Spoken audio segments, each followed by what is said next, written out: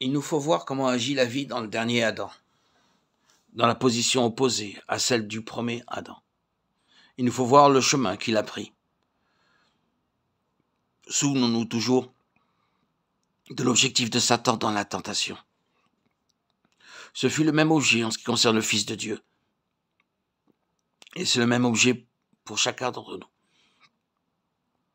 Il nous faut arriver à bien comprendre la chose que veut Satan.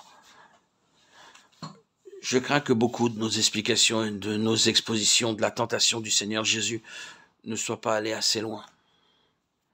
Elles ne sont pas allées jusqu'au point suprême, mais tandis qu'elles peuvent nous aider, elles manquent cependant du sens réel. Il nous faut reconnaître que l'objet qui gouvernait Satan dans la tentation du Seigneur Jésus, c'était la mort, et rien de moins que cela. Satan voulait à sa vie. Il voulait rendre impossible au Seigneur Jésus de devenir la vie des hommes.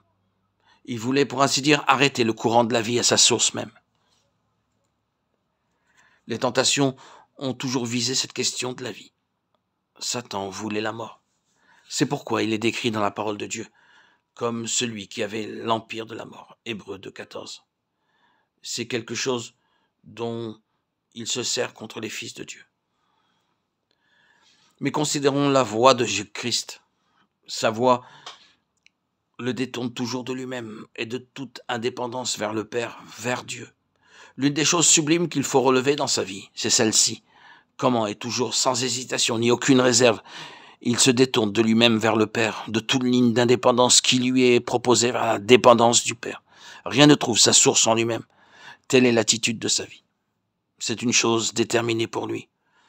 Aucune consultation de soi-même, aucune considération pour soi-même.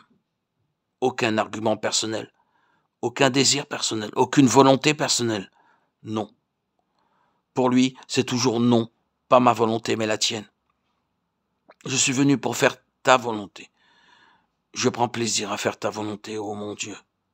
Entièrement libre de soi-même et de toute indépendance à l'égard de Dieu. Nous voyons cela juste au cœur des tentations, au commencement de son ministère. La tentation consistait à le pousser à agir de lui-même, par lui-même, indépendamment de Dieu, mais il en ramena chaque fois l'issue à ce seul et même point. Dieu a fait connaître sa pensée à cet égard. Dieu s'est exprimé à cet égard. Il est écrit, c'est Dieu qui est la cour d'appel suprême dans toutes les questions. Ce n'est pas ma convenance, ni mon confort, ni ma situation, ni mon bien, ni mon succès personnel, ni mon but.